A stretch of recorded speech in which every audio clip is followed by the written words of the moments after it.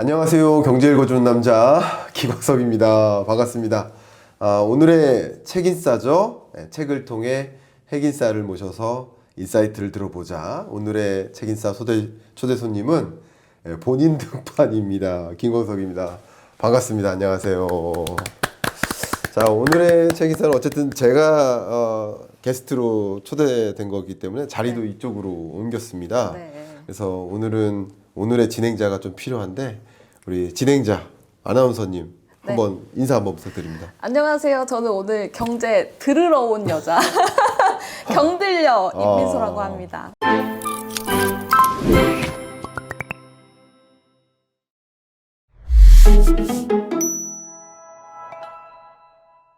네, 반갑습니다.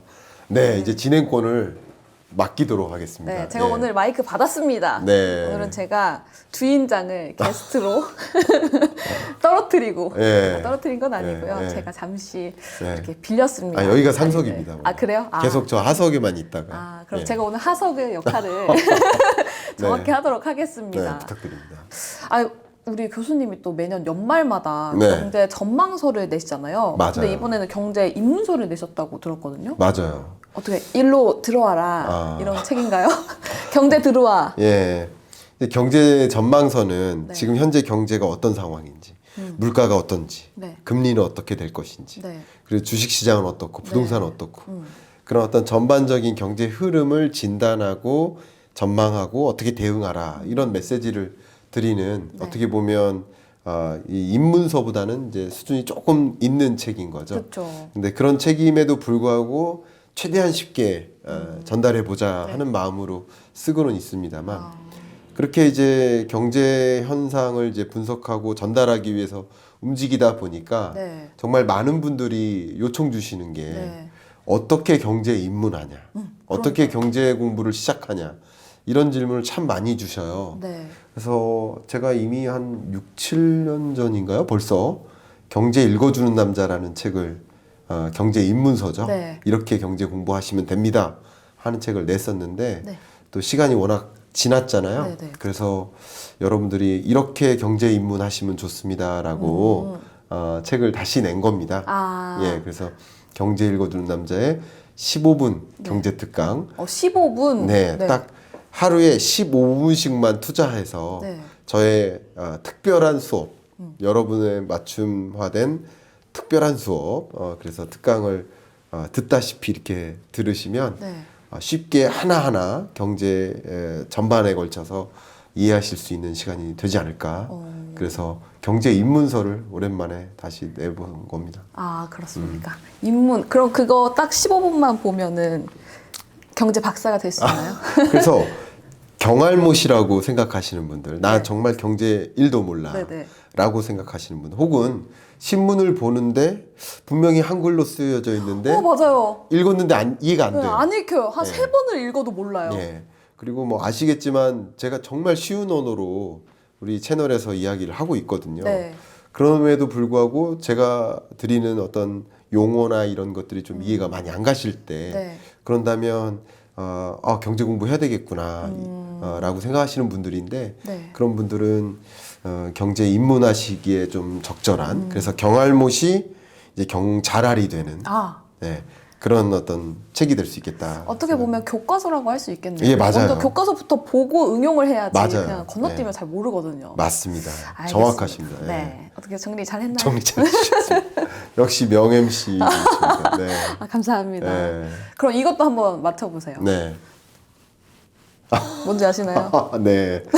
제가 정말 2018년에 냈던 그 경제 읽어주는 남자 책 그때 제가 던졌던 메시지고 그리고 그 이후에 모든 책의 그 문장이 항상 어딘가에 쓰여져 있어요. 이렇게 눈을 감고 운전하는 건 잘 경제를 모르고 투자하는 것과 같다. 반대죠. 경제를 모르고 투자하는 것은 눈을 감고 운전하는 것과 같다. 제가 뭐라고 했죠? 반대로 눈을 감고 운전하는 건 경제를 모르고 투자하는 그래요? 그래서 제가 다시 말씀드리면 경제를 모르고 투자하는 것은 눈을 감고 운전하는 것과 같다. 이 말씀을 꾸준히 드리고 있죠. 알고 눈을 뜨고 운전을 하셔야 됩니다, 여러분. 그래서 15분 특강이 필요하다. 아, 그 주제로 네. 특강을 좀 드리면 될까요? 네, 그렇습니다. 좋습니다. 자, 한번 특강을 시작하도록 하겠습니다. 3분 미니 3분 특강이죠? 미니 강연을 좀 네. 요청을 드리도록 하겠습니다. 네. 15분 특강은 책으로 보시면 되고 여기는 3분 네. 속전속결입니다, 여러분. 네, 3분간 미니 특강 시작해 보겠습니다. 경제를 모르면 당합니다. 경제를 알면 부유해진다라는 것을 떠나서 경제를 모르면 그냥 당하고 삽니다. 반드시 우리는 경제를 이해하면서 살아야 된다. 우리 개인을 경제의 3대 주체라고 하죠. 3대 주체라고 한다면 가계, 기업, 정부. 그러니까 여러분들은 모두 다 경제의 주체예요. 다른 말로 이 경제를 구성하는 주인공분들이세요. 근데 이 세계 경제가, 한국 경제가 어떻게 운용되는지를 모르고 살아간다. 이 말 자체가 좀 의미가 없어지는 거예요. 그래서 여러분들의 인문학적으로 본다면 나의 의미를 좀 확인하는데 세계 경제 속에서 나는 어떤 관계가 있나. 제롬 파월의 금리 인상이 나의 호주머니와도 직결되나. 그 관계를 규명하는 과정이 바로 경제를 공부하는 일입니다. 그래서 경제를 공부하셨으면 좋겠고 좀 실리적으로 말씀드린다면 만약에 여러분들이 경제가 어떻게 흘러갈 것인가 라는 것을 생각하고 사셨다면 2021년 끝자락에 영끌에서 집 사진 않으셨을 것이다. 이런 생각을 합니다. 향후 경제가 어떻게 될까? 이것에 대한 관심을 갖고 그 경제의 언어를 가지고 경제를 이해하려고 한다면 2020년, 21년 두 개년 동안 경험한 그 경험의 기초에서 향후의 경제를 결정하진 않았을 것이다. 무슨 말이냐? 보통 우리가 경제를 공부하려고 하지 않다 보니까 근래 내가 경험한 경험의 기초에서 다음 미래를 살아갈 준비를 해요. 근데 2020년, 21년 낮은 금리만을 경험하고 이 두 개년 동안 높게 부동산 매매 가격이 상승하는 것을 경험해요. 그럼 앞으로도 이럴 거야라는 생각으로 영끌에서 집을 사죠. 근데 특히 그 당시에 우리가 영끌했던 가계부채 규모의 87.5%가 변동금리 대출자였어요. 자, 그러면 앞으로 금리가 어떻게 될까요? 앞으로 부동산 시장이 어떻게 될까요? 라는 것을 그 물음표를 던지고 그 물음표를 좀 느낌표로 전환하려고 노력하는 경제를 알아가면서 투자하겠다. 경제를 알아가면서 살아가겠다. 라고 생각하셨다면 영끌에서 집 사실 리는 없으셨을 거라고 생각이 되고요. 또 한 가지는 적어도 집을 마련한다. 난 투자 목적이 아니다라고 하셔서 집을 마련한다라고 하셨을지라도 변동금리로 대출받진 않았을 것이다. 이런 생각을 합니다. 그 밖에도 주식 투자나 또 우리 경영 의사결정이나 또 정부의 정책 의사결정조차도 우리 경제가 어떤 국면으로 옮겨가고 있는지 그 국면 중에서 나는 어떤 위치에 와 있는지를 항상 보시면서 의사결정하신다면 정말 잃지 않는 투자 또 실패 없는 의사결정을 내리실 수 있을 거라고 생각이 되고요. 그런 의미에서 여러분들께 그런 말씀을 강조한 거죠. 경제를 모르고 투자하는 일은 눈을 감고 운전하는 것과 같다. 마치겠습니다. 여기서 진짜 막상 하니까 떨리네. 떨리는 거 무슨 전혀... 말 했는지도 저 모르겠습니다. 아니요. 전혀 떠시는지 몰랐어요. 그렇습니까? 네. 네. 이렇게 교수님 말씀을 들으니까 네. 경제는 어떻게 보면 공부를 할수록 미래를 알 수 있을 수 있겠다라는 생각이 네. 들더라고요. 경제는 진짜 미래지향적이에요. 네. 그러니까 우리의 의사결정은 지금 당장 내리는 의사결정은 그 과거를 뒤집는 게 아니잖아요. 네. 미래를 결정하는 거예요. 네. 그럼 경제학은 미래지향적인 거예요. 근데 보통 우리가 내린 의사결정은 안타깝게도 지난 한 1, 2년 동안의 맞아요. 경험에 빗대서 네. 계속 이럴 거야. 근데 맞아요. 절대 그렇지 않거든요. 생각대로 안 되더라고요. 지금 뭐 20년밖에 안 사셨겠지만 그 동안에도 네. 계속 지난해와 올해는 다르고 또 내년은 또 다르고 계속 다른 경제 여건을 경험하면서 살고 있는데 네. 근데 지금까지 경험의 기초에서 내년에도 이럴 거야라는 그 가정부터가 네. 사실 잘못된 거죠. 그래서 그런 거고요. 주식 투자도 마찬가지예요. 2020년, 21년을 좀 지내오면서 네.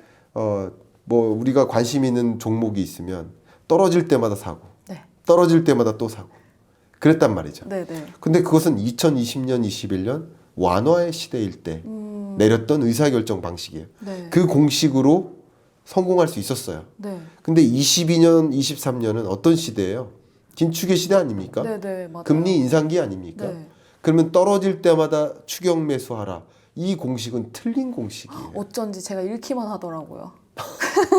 그래서 제가 22년 전망서를 냈을 때는 주식 투자를 하지 마십시오라고 의견을 그러니까. 드렸었던 거예요. 그러니까 결국 우리가 근래 경험했던 경제와 앞으로 경험할 경제는 분명히 달라질 것이기 때문에 그 달라질 여건을 이해하려고 노력하는 것, 그게 경제에 입문하는 것이 아닌가, 네. 뭐 그런 생각을 해봅니다.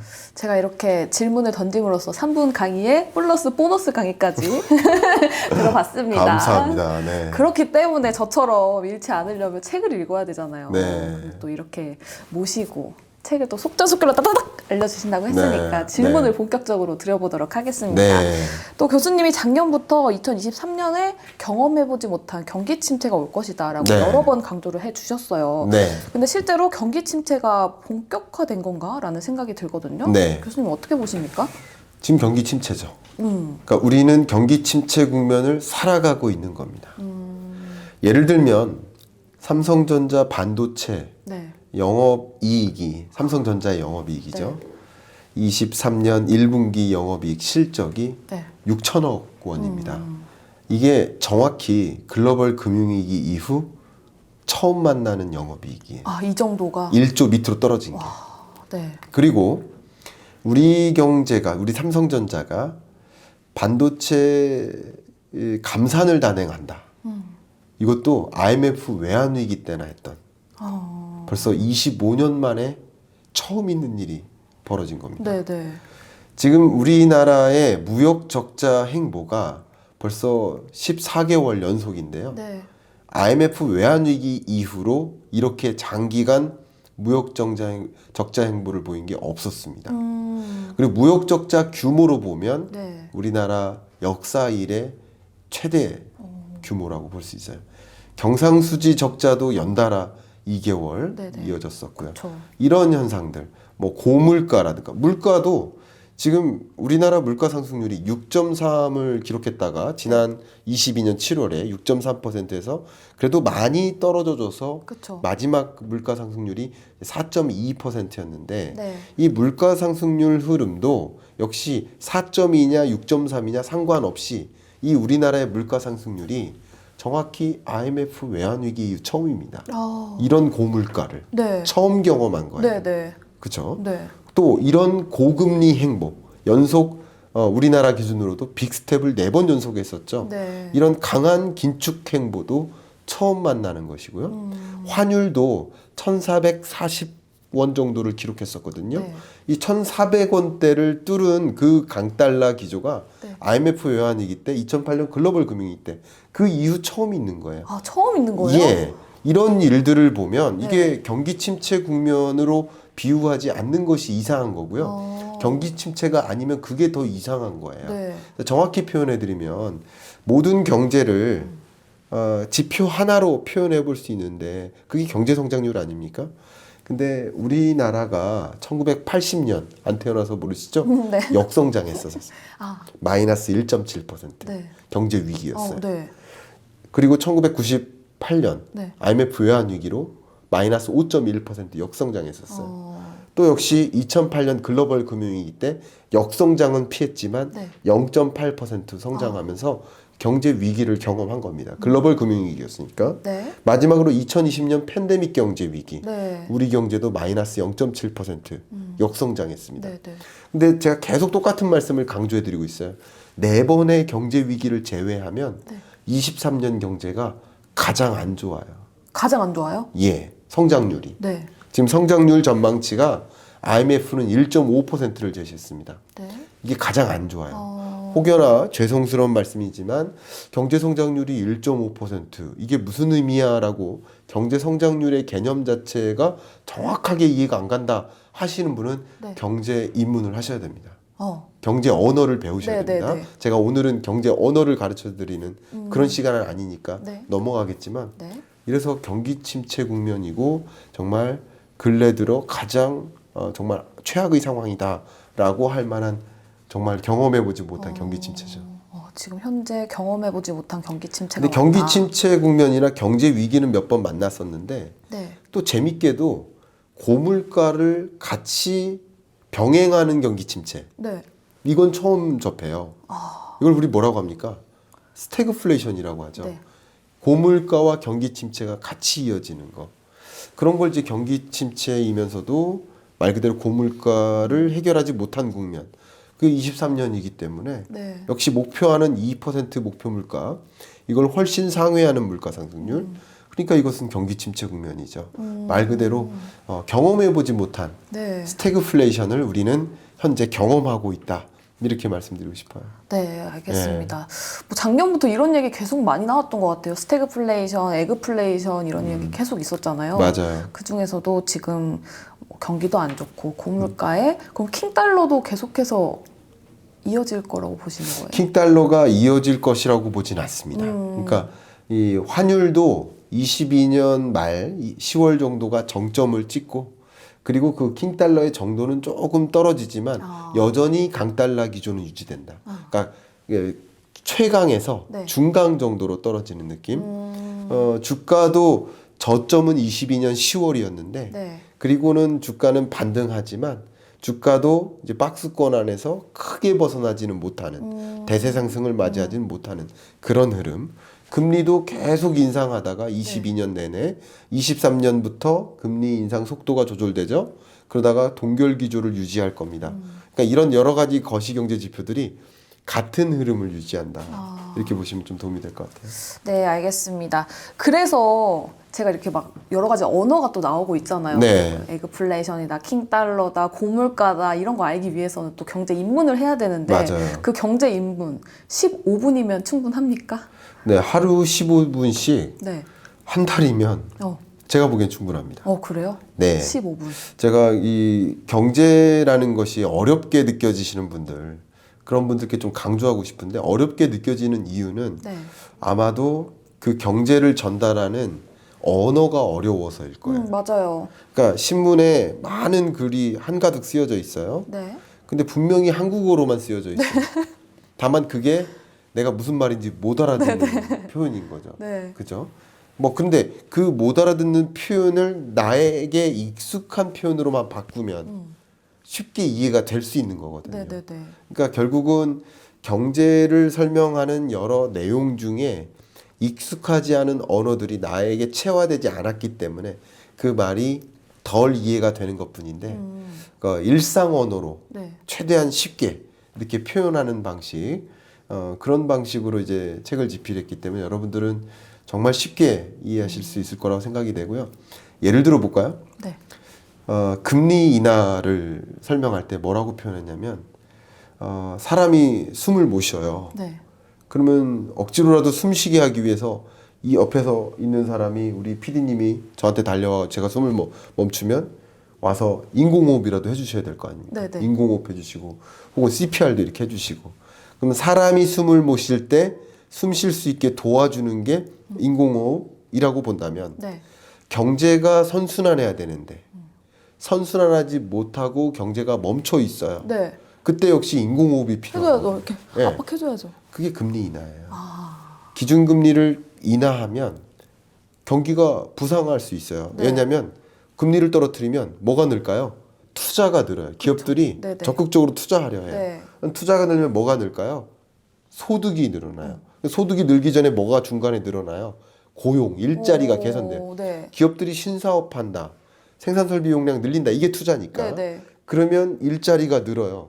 그럼 고용이 개선되면 자연스럽게 더 많은 사람들이 일을 하니까 소득이 늘어나요. 네. 그럼 소득 늘어날 때 보통 뭐 하고 싶어지세요? 뭐 사고 싶죠. 뭐 사고 싶죠. 나한테 투자하고 네, 싶죠. 그게 소비예요.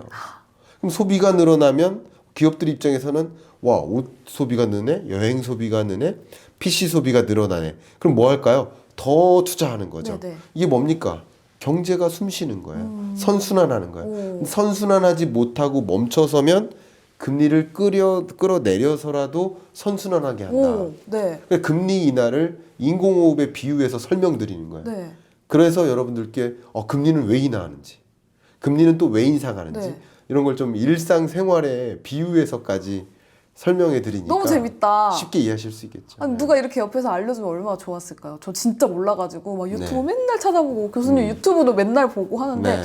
또 거기서 모르는 단어가 있어요. 네. 그 또 단어 찾아보다가 저기서 뭐라고 했지? 다시 여기 갔다가 왔다 갔다 했었거든요. 네. 근데 이렇게 비유를 찰떡으로 해주시니까 음. 너무 듣기도 좋고 재밌다. 너무 재밌어요. 그래서 이 책을 보면요 재밌는 게 네. 이 기초편이 있고 매 챕터가 20강이 있다. 그러면 매 챕터가 한 강이 금리편이에요. 그 다음 한 강이 물가편이에요. 네. 그 다음 한 강이 예를 들어서 부동산 편이에요. 네. 뭐 이런 식으로 채권편, 뭐 주식편 이렇게 편이 쭉 있는데 각 편들을 기초학습과 응용학습으로 나눴어요. 그래서 너무 좋다. 응용편을 먼저 읽어보면 네. 되게 어려워요. 네. 근데 기초편을 읽고 네. 다시 응용편을 읽어보면 쑥쑥 읽혀요. 그럼 기분도 좋아요. 재밌는 경험을 하실 네. 거예요. 그래서 모든 챕터가 기초편, 응용편으로 구성되는데 네. 그것을 이 완독을 하시면 경제의 감을 잡는 거죠. 어쩜 이렇게 독자의 입장에서 네. 답답하지 않게 풀어주셨네요. 책 읽는 방법을 말씀드린 겁니다. 너무 네. 좋다. 네. 그러면 우리들은 왜 경제 공부를 해야만 할까요? 제가 앞에 강의할 때도 말씀을 명확히 드렸습니다만 경제를 공부한다는 것은 네. 내가 동물이 아닌 인간이다라는 것을 보여주는 거라.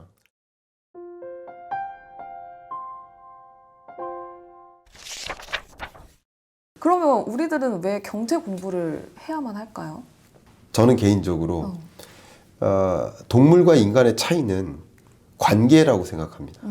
동물은 혼자 태어나서 혼자 죽는 것, 네. 혹여는. 근데 인간은 우리 이렇게 한자도 이렇게 표시되어 있잖아요. 네네. 사람 인자. 관계예요, 관계. 우리는 서로 관계를 맺고 살아가요. 네. 그러니까 이 관계가 내가 인간관계 맺는 인간관계만 중요한 게 아니라 이 세상과 나와의 관계를 규명하는 게 그게 바로 경제 공부예요. 말씀드렸듯이 바이든 미국 대통령이 IRA 법안을 발표해요. 네. 사인해요. 네네. 그게 우리나라 경제에 어떤 영향을 미칠지. 네. 또 제롬 파월 연준 의장이 기준금리를 인상해 이제 동결한다고 해요. 이런 여러 메시지나 금리 의사 결정이 실제 나의 주머니에 영향을 미쳐요. 실리콘밸리 뱅크의 파산 사태가 그럼 우리나라 금융부실에도 영향을 줄지. 뭐 이런 것들 나와 세계 경제와의 관계를 규명하는 일. 제 인문학적으로 표현해 보면 이렇습니다. 그리고 경제학을 왜 공부해야 됐느냐? 그냥 실리적으로 말씀드린다면 네. 정말 당하지 않기 위해서입니다. 적어도 우리는 재테크라는 관점에서 네. 앞으로 어떤 자산과 내 현금성 자산을 바꿀까? 네. 이 재테크의 정의가 그거거든요. 재테크는 돈을 어떤 형태로 갖고 있을까? 이 문제예요. 네. 그러면 앞으로 올라갈 자산을 들고 있어야 됩니까?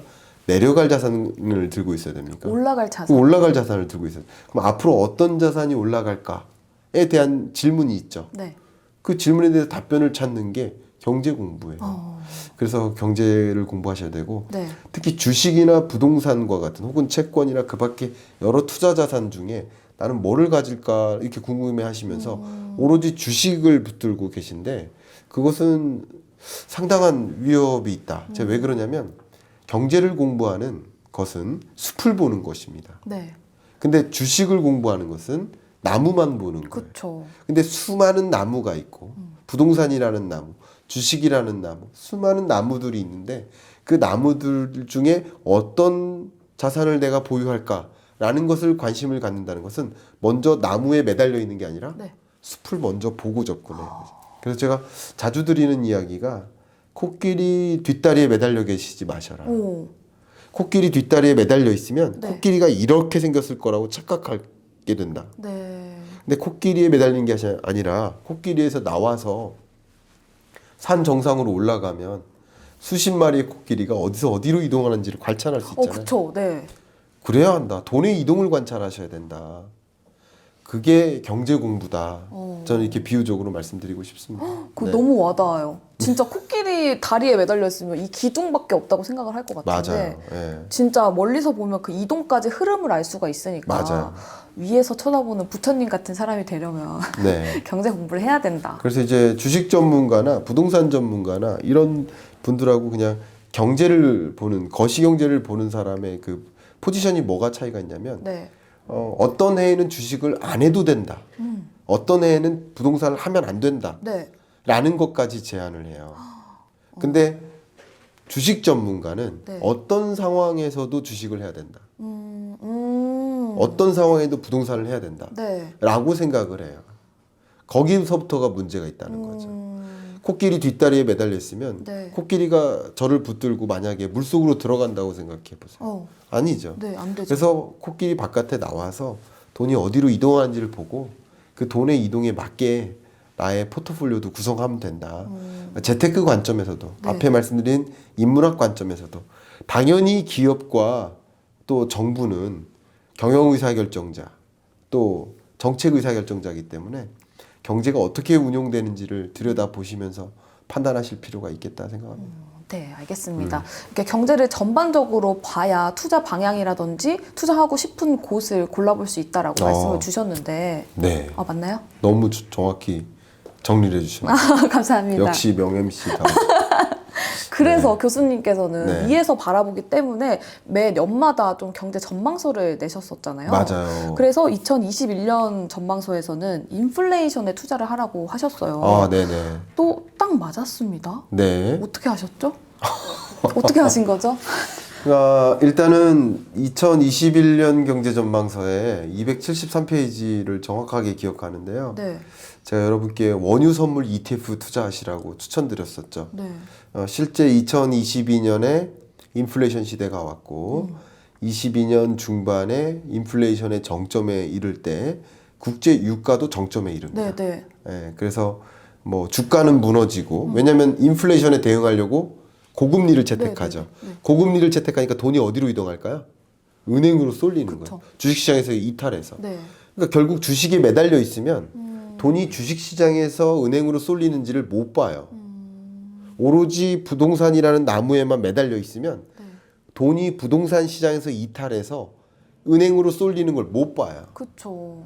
그러니까 우리는 그 종목에만 매달려 있으면 안 된다라는 표현을 한 거고요. 나와서 돈의 이동을 관찰하셔라 라고 말씀드리는 거고요. 네. 그래서 22년 전망서에서는 네. 주식하지 마셔라 라고 그러니까요. 말씀드렸고 그리고 오히려 인플레이션 시대에는 인플레이션에 투자하라. 그래서 원자재 투자를 좀 추천을 많이 드렸었죠. 네. 지금은 아닙니다만 또 지금은 지금에 맞게 추천을 드려야 되겠습니다.만 그래서 거스를 수 없는 거시경제의 변화를 들여다보면서 앞으로 뭐가 올라갈까를 찾아야 되는 거죠. 네. 근데 어떤 종목에만 매달리면 어떤 부문에만 매달리면 그 다른 거 올라가는 걸 못 봐요. 맞아요. 이 나무에 붙어 있으면 맞아요. 이 나무에 매달려서 꽁꽁대고 있는데 거기에 어떻게 집착하게 돼요. 이 나무를 볼 수 있습니까? 어떻게 볼 수 있습니까? 네. 그죠? 이 나무를 보는 순간 난 떨어질걸요? 그러니까 그런 생각을 하시면 안 되죠. 오히려 숲을 보셔라. 이 주식이라고 한다면 이 주식과 다른 주식을 비교하셔라. 네. 항상. 왜냐하면 부는 상대적인 거고 네. 또 수익률도 역시 상대적인 거기 때문에 이 값보다 이 값이 더 높게 형성되면 이 값이 형성되는 거 이것을 주목하셔야 될 필요가 있지 않을까. 그게 이제 거시경제를 보는 거라고 볼 수 있겠습니다. 그럼 방금 말씀 주신 것처럼 2022년에는 주식 투자를 하지 말라고 하셨잖아요. 네, 맞아요. 그럼 어떤 걸 보고 그렇게 말씀을 하신 거예요? 말씀드렸던 것처럼 금리예요. 제가 금리. 전망서에서도 그랬고 이번 입문서에서도 거의 1번 챕터가 금리인데요. 금리가 굉장히 중요합니다. 네. 금리는 곧 돈의 가치거든요. 그럼 돈의 가치가 강해지면 상대적으로 돈의 이동이 그쪽으로 일어나요. 특히 우리가 그 돈의 이동을 보실 때 나의 월급 통장 이렇게 보시지 마세요. 네. 돈의 이동은 나의 월급 통장은 실제 나의 돈 뭐 100만 원, 200만 원, 3천만 원, 또 1억 이 정도의 돈이 왔다 갔다 하는 것은 실제 돈의 이동을 이끌지 못해요. 돈의 이동을 이끄는 그 통장은 네. 5천억 이상.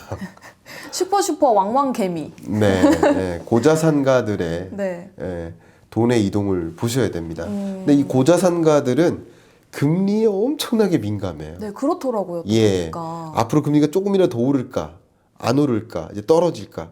그럼 금리가 계속 치솟을 거다라고 판단하면 당연히 돈을 은행으로 몰아요. 안전자산 쪽. 그러면 나는 주식시장에 매달려 있을지라도 돈이 이쪽으로 이동하는 동안 네.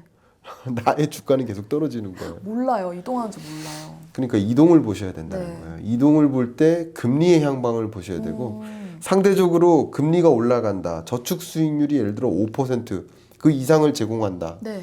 그러면 저축만한 투자 상품이 없다라고 판단한 거죠. 22년에는. 그쵸, 그쵸. 저축을 했을 때 5%를 벌 수 있다. 만약에. 오. 근데 주식을 투자하면 5%가 아니라 0%도 어렵다라고 본 거예요. 22년에는. 그러니까 상대적인 수익성을 가지고 네. 판단할 때 여러분들께 저축도 투자라고 본다면 저축 투자를 추천드린 거라고 볼 수 있겠죠. 근데 그 금리가 최근에는 물가 상승률을 굉장히 많이 보잖아요. 네. 근데 또 요즘에는 물가가 많이 떨어지고 있다. 그래서 뭐 금리 인하, 동결 이야기도 나오고 있고. 네. 근데 물가가 떨어지고 있다고는 하는데 저는 잘 모르겠거든요. 왜냐면 빵 먹고 싶어서 빵집에 네. 가면 너무 비싸요. 너무 네. 비싸서 2개 살 것도 하나 사게 되고 과자도 2+1 이런 것만 사고. 네. 이거 조작된 거 아닌가요? 아, 정말 많은 그 독자분들도 물가 상승률이 어쨌든 6.3%에서 4%대 초반까지 이렇게 떨어지니까 네. 저도 이제 제 채널에서도 그런 물가 상승률이 발표되면 즉시 분석을 해드려요. 네. 이게 어떤 의미다. 근데 어쨌든 물가 상승률이 지난달보다 떨어졌습니다. 이런 말씀을 드려요. 예를 들면 미국 물가 상승률 CPI가 6.0에서 5.0으로 떨어졌습니다. 네, 뭐 네. 이런 얘기를 해요. 근데 그때는 덜 민감하게 받아들이시는데 한국 물가 상승률이 예를 들어서 5.0에서 4.0으로 떨어졌습니다. 라고 이야기를 하면 네. 독자분들이 뭐라고 봐요? 무슨 물가가 떨어졌냐? 네. 나는 도저히 물가 떨어진 걸 체감하지 못한다. 그러니까요. 그 통계에 오류 있는 거 아니냐? 이렇게 말씀 정말 하세요. 아, 저랑 같은 분들이 많네요. 근데 너무 죄송합니다만 네. 경제 언어에 능숙하지 않으신 거죠. 아, 왜 그러냐면 네. 물가 상승률이 떨어지는 것과 물가가 떨어지는 건 전혀 다르죠. 오. 자, 여기에 제 차 한 잔이 있는데 네. 작년엔 이 차가 1,000원이었어요. 2,000원으로 올라요. 네. 또 3,000원으로 올라요. 네. 계속 1,000원씩 올랐죠. 근데 물가 상승률을 보세요. 네. 여기서는 100% 올랐죠. 네. 1,000원에서 2,000원. 네. 2,000원에서 3,000원 얼마 오른 거예요? 2,000원. 그러니까 2,000원에서 3,000원이니까 1,000원. 또 1,000원 올랐죠. 네. 근데 이거 몇 퍼센트 오른 거죠? 50% 올랐잖아요. 네. 2,000원에 반이 올랐으니까 네, 네. 이건 상승률이 50%예요. 네. 자, 물가 상승률이 네. 100%에서 50%로 떨어졌죠. 네. 그러나 어. 물가는 어때요? 물가는 계속 오르죠. 물가는 올랐지만 상승률은 떨어졌네요. 그렇죠. 오. 물가 상승률이 떨어졌다라고 말씀드렸는데 오. 물가가 떨어졌다라고 오해하시는 거예요. 같은 말씀을 드려도 네. 경제 언어에 미숙하시다 보면 네. 그걸 잘못 받아들이실 수 있어요. 아. 그게 좀 안타깝다는 거죠. 오. 그게 첫 번째입니다. 네. 그러니까 물가 상승률이 떨어진 거고 물가가 떨어진 게 아니다. 그런데 왜 물가로 얘기하지 물가 상승률로 얘기하는 거냐라고 자꾸 말씀하시는데 네. 사실 이코노미스트는 혹은 경제학자나 또 중앙은행이나 금융당국이나 네. 이런 사이드에서는 물가 상승률로 얘기해요. 물가 상승률의 목표치가 뭡니까? 2%. 네. 그 2% 목표 물가에 부합하느냐 여부를 가지고 물가가 안정적이다 여부를 판단하는 거예요. 그렇기 때문에 여러분들이 체감하시는 물가는 네. 보시는 것처럼 물가 상승률이 5.0에서 4.0으로 떨어졌을지라도 네. 여전히 전년 동월 예를 들면 지금 4월 달에서 5월 달로 넘어온 거잖아요. 네. 그럼 5월 달이라고 본다면 22년 5월 물가보다 23년 5월 물가가 예를 들어서 4% 정도 여전히 상승한 거예요. 여전히. 근데 22년 5월 물가도 높았는데 네. 23년 5월 물가는 4%라 더 높은 거예요. 네. 그러니까 물가 상승률이 떨어진 것과 물가가 오른 거는 다른 오, 개념이라는 거예요. 그러게 완전 다른 개념이었네요. 근데 여러분들은 오히려 물가 상승률이 떨어졌다라는 말씀에 굉장히 안 좋게 받아들이시는 거죠. 통계 오류다, 네. 조작이다. 아니에요. 통계 조작은 없어요. 네. 다만 그 통계를 잘못 받아들이신 거죠. 왜? 내가 그 경제 언어에 미숙하기 때문입니다. 맞아요. 저 이렇게 말씀드릴 수밖에 없어요. 저도. 그래서 우리에게 숙지를 시켜주는 경제 읽어주는 남자가 꼭 필요하다. 또 네. 쉽게 알려주시니까. 감사합니다. 네, 진짜 그렇습니다. 또 교수님께서 네. 경제 위기가 올 거라고 말씀을 주셨잖아요. 예. 경제 위기 정말 심각하게 오나요? 이거 봐요. 큰일 났어. 제가 잠깐 손 좀 줘보세요. 네. 제가 손 좀. 네, 맞는 건가요? 예? 맞는 거 아니었네. 아니에요. 이걸로 손 비벼보세요. 이거요? 세니타이저예요. 그게 뭐죠? 소독제인가요? 소독제. 네. 저 같은 병균 나가라. 그런 질문 할 거면 집에 가라. 아닙니다. PPL입니다. PPL. 이게 아기 엉덩이에 네. 이렇게 하는 어머. 그런 세니타이저예요. 어쩐지 뭔가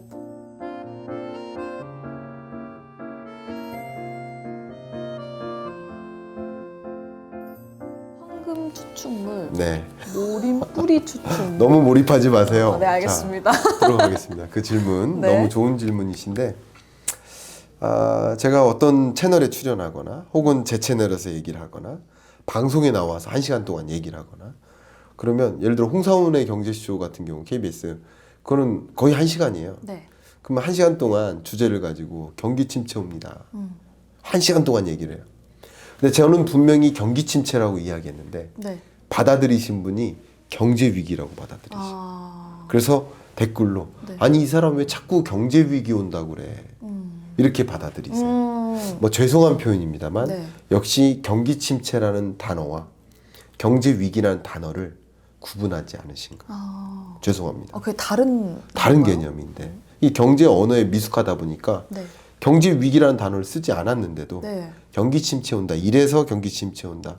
라고 말씀드려도 그걸 달리 받아들이세요. 또 한 가지 제가 강연할 때도 그렇고 여러분들께 정말 여러 차례 강조를 했는데 주식시장은 경기에 선행한다. 네. 그리고 부동산 시장은 경기에 후행한다. 이게 이 각각의 시장을 관찰하실 때 또 이 각각의 시장에 관심이 있으시다면 선행하는지 후행하는지를 구분하는 거 네. 이게 굉장히 중요한 잣대가 될 것입니다. 근데 그걸 구분하지 않으시고 네. 제가 뭐라고 했냐면 경기 침체 옵니다 라고 얘기하니까 또 뭐라고 받아들이시냐면 주가 침체 온다고 네. 그렇게 받아들여져요. 경기 침체 온다고 했는데 네. 주가 침체 온다고 받아들이세요. 네. 저는 뭐 누차 말씀을 드렸습니다만 2022년 10월이 주가의 저점이다. 그리고 23년에는 그거보다는 높게 유지된다. 그리고 23년 금리의 정점에 이르고 또 동결되는 구간 그리고 그 이후에 금리 인하에 대한 기대감이 무성할 때 네. 그로부터 6개월 전 22년 6월 정도 22년 10월 정도가 주가의 저점이고 23년 연내는 계속 그래도 박스권에 갇혀 있을진 몰라도 네. 어쨌든 22년 10월보다 낫다. 이렇게 말씀을 계속 드렸는데 네. 경기 침체라는 말을 듣고 주가 침체 온다. 근데 왜 자꾸 주식 사라고 그러지? 라고 오해를 하시더라고요. 네.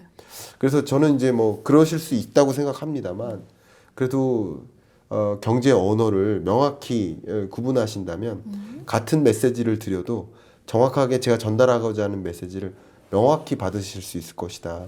그래서 이 주식시장에 대한 이해, 부동산 시장에 대한 이해 네. 이런 것을 명확히 갖기에 좀 도움이 될 만한 그런 제 표현이지 않을까. 그래서 그렇게 말씀드리는 겁니다. 그럼 경기 침체라고 해서 꼭 주가 침체, 뭐 경제 위기까지는 아니기 때문에 네. 주식에 충분히 투자를 해도 좋다. 예를 들면 될까요? 경기 침체는 23년 중반부터죠. 근데 삼성전자 반도체 주가는 그로부터 적어도 6개월 전 정도 저점이죠. 네. 주가는 먼저 선행합니다. 그리고 반도체 실적은 23년 1분기가 더 악화되죠. 네. 그럼 1분기나 2분기까지 악화될 거예요. 네, 네. 2분기의 영업이익도 나쁠 겁니다. 그러니까 이게 삼성전자의 경기 침체의 실적치죠. 근데 그로부터 적어도 6개월 전에 주가는 저점을 기록하죠. 맞죠? 네. 그러니까 그런 식으로 경기 저점과 주가의 저점, 해당 종목의 실적과 또 주가의 저점, 이것은 좀 차이가 있다고 볼 수 있고요.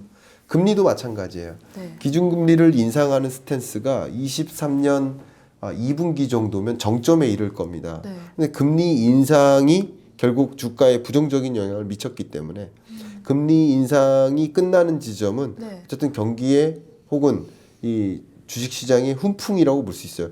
그러나 그것도 먼저 6개월 정도 전에 선반영되는 거라고 볼 수 있기 때문에 네. 그래서 22년 10월이 저점이라고 했던 거죠. 그러니까 그런 것을 이제 시장의 특성을 명확히 이해하고 그리고 나서 그 시장에 접근해도 늦지 않다. 아. 그래서 숲을 보시고 그 시장에 접근하는 것도 늦지 않으니 오. 그 해당 나무에만 매달려 계시지 마시고 시장의 특성을 이해하고 또 거시경제와 해당 시장에 대한 구분을 명확하게 하시고 네. 그리고 접근하시면 좀 좋지 않을까 좀 의견을 드리고 싶은 거예요. 멀리서 보고 투자하는 게 가장 중요하지. 네. 지금 뭐 어디 침체다, 막 위기다 해서 거기 계속 이렇게 따라가면 안 된다. 네. 그러면 맞습니다. 제가 그렇게 하다가 많이 네. 잃었어요. 앞만 보고 막 이렇게 하다가 이렇게 멀리서 봐야 되는데. 네. 네, 알겠습니다. 네. 방금 또 금리에 대해서 언급을 해주셨잖아요. 네. 금리가 그만큼 중요하다고 보시는 건데 네. 2023년에는 금리 인하에 대한 이야기도 계속해서 나오고 있어요. 네. 교수님은 어떻게 보세요? 인하할 거라고 보시나요? 저는 2023년에는 금리 인하 어렵다.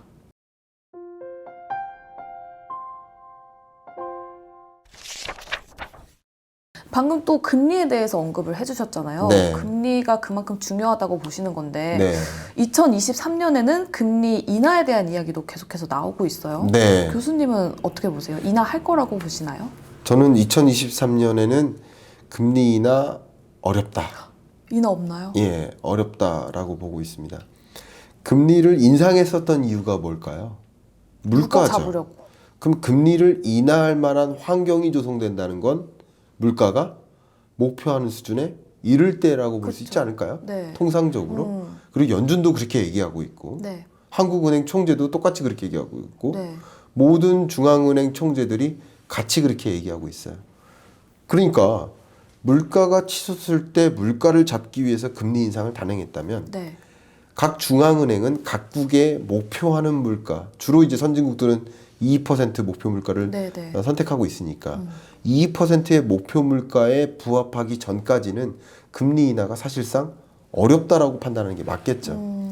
그러면 금리 인하는 그런 면에서 물가가 우리나라의 물가 상승률, 미국의 PCE 물가 상승률 이런 지표들이 23년 연내에 2%에 부합하는 수준에 오기 어렵다라고 저는 보고 있습니다. 네. 그리고 도달할지라도 생각보다 빨리 도달할 수 있어요. 네. 여러 여건의 차이로 인해서 변화에 따라서 네. 그러나 도달할지라도 성급하게 금리 인하를 단행하긴 어렵다. 중앙은행은 매우 보수적입니다. 자기가 한 의사결정에 책임을 져야 돼요. 주가가 중요한 게 아니에요. 부동산 가격이 중요한 게 아니에요. 그들의 의사결정은 물가 잘 잡혔느냐. 그리고 물가 잘 잡혀가면서도 과한 경기 침체까지는 안 오거나 우리가 통제할 만큼의 그 금융 불안도 안 오거나 이런 것들이 좀 담보가 된 채 물가가 잡히게 만드는 거. 그게 이 중앙은행이 유도하는 네. 가장 통화정책 잘했다라고 평가 내릴 만한 그런 방향성이라고 볼 수 있기 때문에 네. 23년 연내에 금리를 인하할 만한 여건은 조성되기 어렵다. 그러나 이제 시장은 오해하는 거죠. 죄송한 표현이지만 네. 계속 시장이 오해해요. 왜? 물가 정점 찍고 이만큼이면 많이 떨어진 거 아니냐. CPI 물가 상승률도 이미 6.0에서 5.0까지 떨어져서 네. 지난 22년 6월에 9.1%였고 이 정도면 많이 떨어진 거 아니냐. 이렇게 판단하고 있는데 네. 사실은 그건 시장의 기대인 거죠. 아. 그러나 5%가 목표 물가가 아니에요. 네. 2%가 목표 물가인 거예요. PC 기준으로도 마찬가지입니다. 또 첫 번째가 그거고요. 두 번째는 지금 중앙은행의 역할은 물가 실적치가 2%에 부합하는 거 그거에 관심 있는 게 아니에요. 물가를 쪼개면 네. 일부가 식료품 물가, 네. 일부가 에너지 물가. 네. 그 두 가지 물가를 제외한 걸 코어 근원 CPI. 물가, 네. 코어 CPI. 그죠? 근데 이 두 가지를 제외해 놓고 근원 물가 상승률 추이를 보면 전혀 안 잡혔어요. 근데 굳이 제가 쉽게 말씀드리기 위해서 강하게 말씀드리면 네. 식료품 물가는 중앙은행이 하는 일이 아니에요.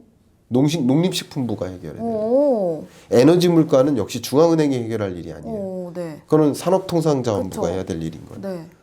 중앙은행이 해야 될 물가 안정화는 근원 물가 안정화예요. 금리를 통해서 통제할 수 있는 대상.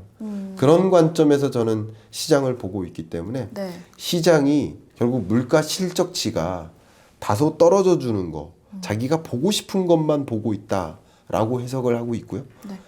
파월 연준 의장은 아니다. 목표하는 물가 상승률에 부합할지를 볼 것이다. 그리고 그게 부합하는지까지 관찰할 때 주된 그 주요 관찰 대상은 근원 물가인 거예요. 네. 근원 물가가 잡혀야만 하는 거예요. 그런데 근원 물가가 안 잡힌 상황에서 정말 과감하게 금리를 인하할 수 있다? 없다. 그러니까 그런 것들을 좀 생각하고요. 근원 물가뿐만 아니라 어쨌든 금리를 인하할 수 있는 환경에 놓일 수 있는데 그것은 중앙은행이 받아들이기 어려운 수준의 경기 여건 또 받아들이기 어려울 수준만큼의 금융 여건이 조성될 때 네. 왜냐하면 중앙은행이 목표하는 게 뭡니까? 크게 세 가지. 물가 안정, 고용? 경기 안정, 네. 금융 안정. 네. 고용이라고 말씀하셨는데 고용은 경기 안정을 진단하는 지표인 거죠. 그죠? 네. 이 세 가지를 보는데 어쨌든 물가 안정을 위해서 노력하겠지만 경기가 뭐 경기 침체를 넘어서 뭐 경제 위기, 2008년 글로벌 금융위기 같은 네. 그런 미국 경제에 엄청난 위기가 온다. 그럼 안 되죠. 네. 안 돼. 그러면 금리를 마음 놓고 인상할 수가 없어요. 네, 맞아요. 금융 부실이 막 확산돼요. 실제 대형 은행들이 만약에 도산해요. 네. 그것까지는 원하지 않아요.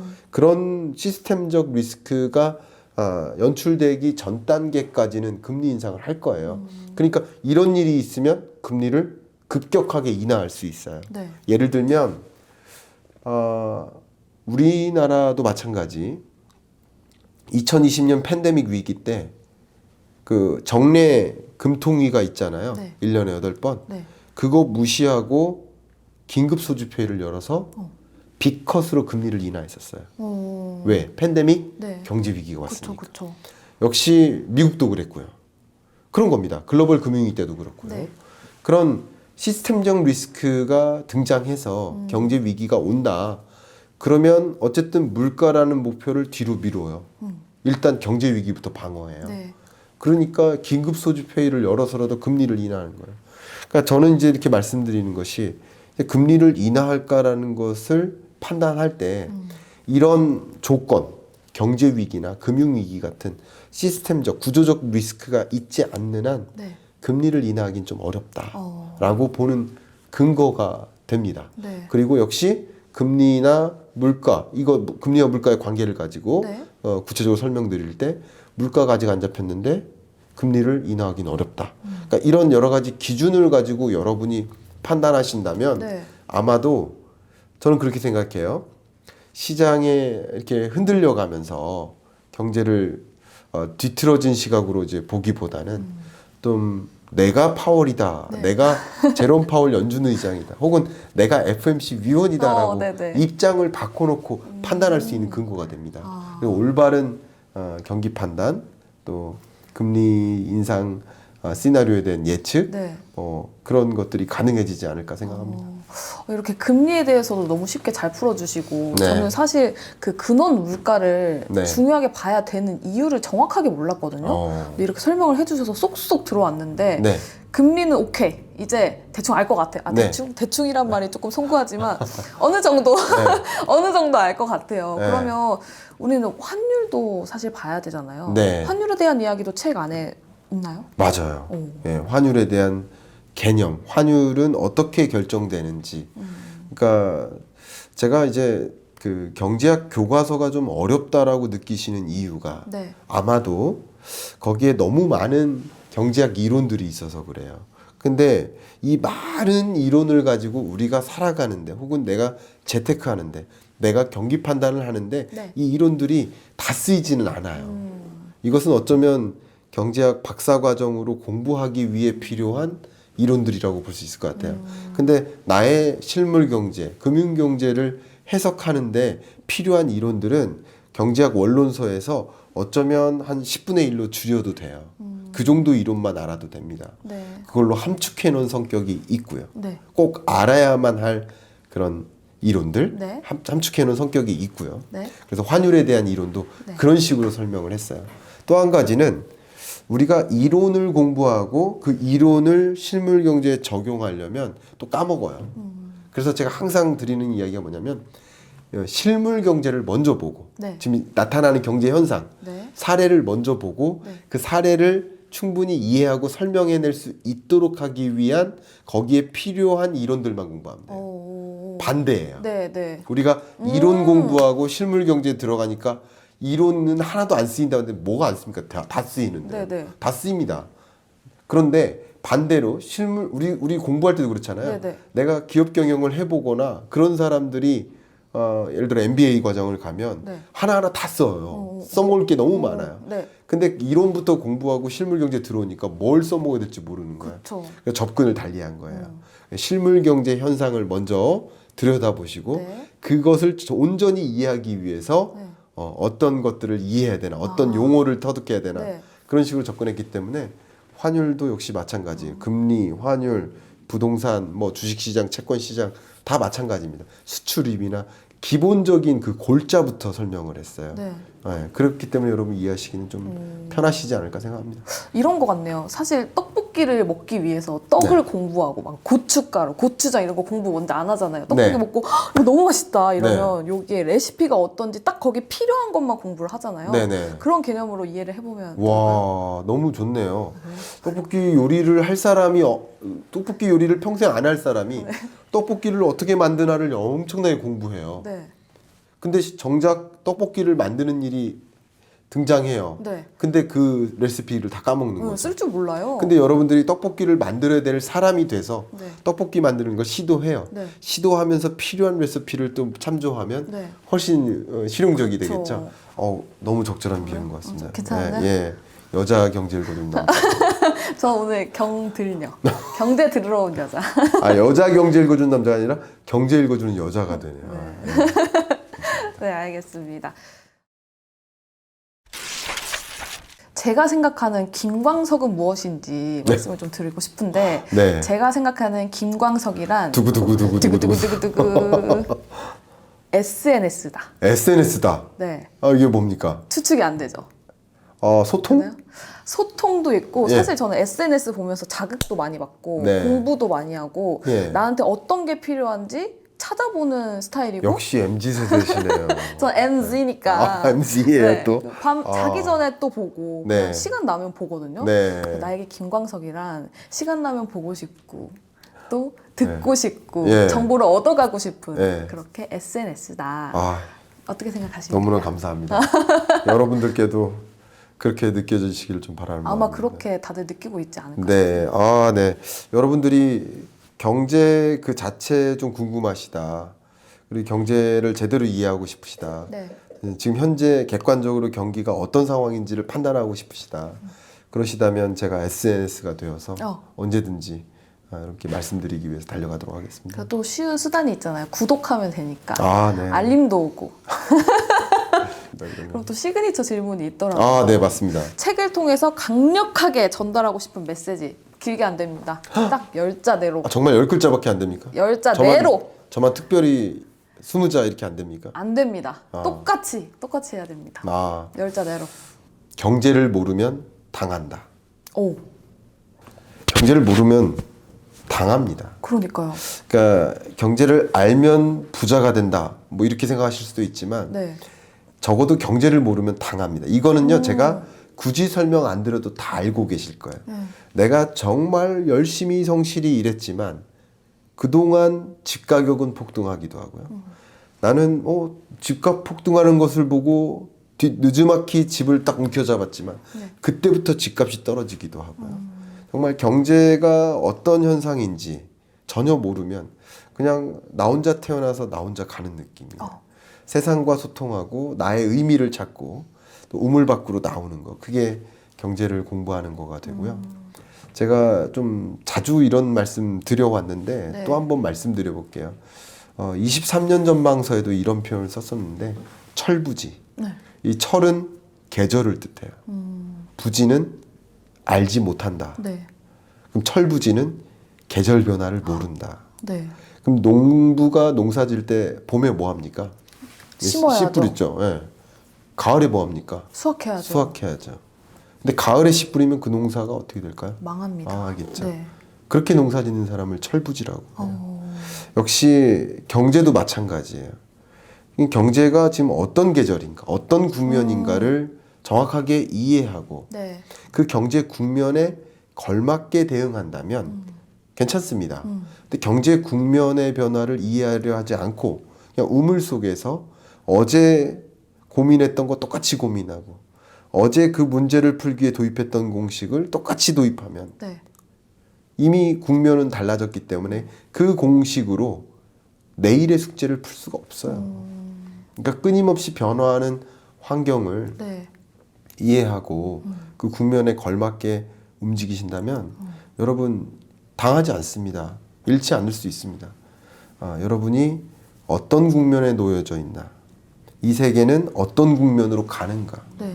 이 두 가지 질문에 대해서 꾸준히 답변을 찾는 그런 시간이 되셨으면 좋겠습니다. 네. 그 9글자에 딱 경고가 확 박히면서도 따뜻하네요. 아, 넌 당하지 말아라. 당하지 마십시오. 이렇게 어루어지는 당하지 마십시오. 네, 예. 그런 느낌이었습니다. 네. 그렇다면 우리 교수님, 나에게 경제란? 나에게 경제란 지금으로서는 이렇게 말씀드리고 싶어요. 삶의 반. 경제는 거의 이제 반이라고 표현했지만 저의 거의 모든 것. 예, 정말 하루 종일 경제를 놓고 고민해요. 네. 그 물가가 발표되잖아요. 네. 9시 반에 그 미국 CPI 물가가 발표된다. 그러면 그날 아침부터 두근두근 거려요.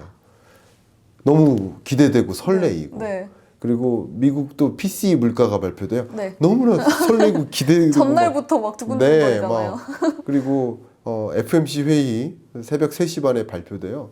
그러면 새벽에 일어나 가지고 그걸 기다려요, 결과를. 네. 뭐 이렇게 그 경제를 하루 종일 생각하면서 살아가고 있어서 그게 여러분 그렇게 경제 공부를 이제 하시다 보면 하나하나가 즐겁습니다. 그게 아마 우리 아나운서님은 잘 모르시겠지만 네. 그 떠오르는 노래가 있어요. 어떤 거요? 그 옛날 노래인데 어떤 거? 그녀를 만나기 전 100m 전 모르시죠? 한번 불러주세요. 그녀를 잘 몰라서. 만나기 곧 100m 전이라는 노래가 있어요. 들어본 것 같은데. 예, 들어본 옛날 것 노래예요. 네네. 예, 그 노래의 감정으로 그녀를 만나기 전에 막 싱쿵싱쿵 하잖아요. 네. 그런 감정으로 경제 지표가 발표될 때마다 이렇게 싱쿵싱쿵하면서 기다립니다. 경제가 거의 저의 거의 삶의 반 그런 것 같습니다. 그럼 경제 읽어주는 남자는 네. 뭔가요? 경제 읽어주는 남자는 그냥 is equal to 김광석. 그냥 나다. 예, 경제 읽어주는 남자는 저죠. 저 자신입니다. 경제 읽어주는 남자라는 닉네임을 처음 부여받았었던 게 네. 2017년이었던 것 같고 그때 네. 처음 이렇게 누가 닉네임을 주셨어요. 그랬다가 이 닉네임이 너무 좋아서 네. 바로 이제 상표권 등록 절차로 갔고 네. 그리고 경제 읽어주는 남자로 책을 냈고 그 이후에 지금까지 이렇게 채널도 제 채널도 이제 갔고 제 채널은 좀 늦게 시작했지만 경제 읽어주는 남자는 꽤 오래됐습니다. 그냥 경제 읽어주는 남자는 제 상표권이고 네. 그게 김광석입니다. 멋있다. 너무 행복합니다. 부러워요. 가지세요. 경제 읽어주는 여자로 등록하세요. 그럼 더 공부를 해보고 네. 저는 하는 걸로. 네, 알겠습니다. 감사합니다. 저한테 또 질문하실 게 있으시다고. 네, 보통은 이제 제가 진행하면서 질문 드리는 건데 네. 책인싸에 출연하신 소감을 보통 여쭙는데 네. 이 책인싸를 처음 진행을 맡아보신 소감을 여쭙고자 합니다. 소감. 자, 네. 나에게 책인싸란? 저에게 책임사란 알고리즘이다. 알고리즘이다. 네. 네. 제가 굳이 찾아보지 않아도 듣고 네. 싶은 걸 다 듣게 해주고 알려주고 네. 그런 게 너무 좋네요. 어. 거기다 유용하기까지. 그렇군요. 또 즐거워요. 재밌네요. 경제 읽어준 남자 이 책인싸는 알고리즘이다. 네. 너무나 좋은 표현 해주셨고요. 오늘 이렇게 한치의 머뭇거림 없이 네. 우리 책인싸 진행을 맡아주셔서 너무나 감사하고 또 제가 매경 TV에는 그냥 불러만 주시면 무조건 와주세요. 뛰어가겠습니다. 꼭 네. 와주세요. 너무- 나중에 제가 경제 읽어주는 여자 해도 꼭 와주세요. 그렇게 하겠습니다. 너무 감사합니다. 감사합니다. 네, 감사합니다.